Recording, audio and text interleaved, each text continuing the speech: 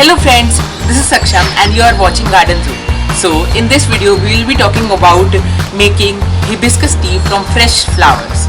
So first of all I will tell you that this tea is packed with many benefits, such as it has many antioxidants and it helps in lowering blood pressure levels and blood sugar levels, and other benefits are given here below.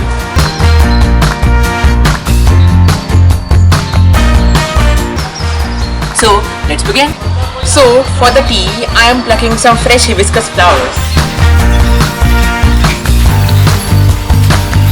So for the tea I am using some hibiscus flowers and 2 cups of hot boiling water and honey and lemon juice as per taste.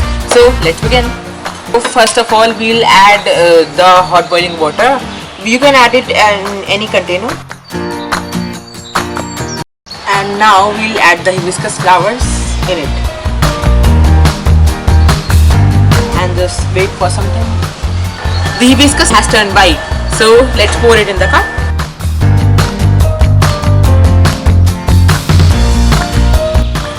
As you can see, at this time the hibiscus tea is dark red, but when we'll add the lemon juice it becomes light red.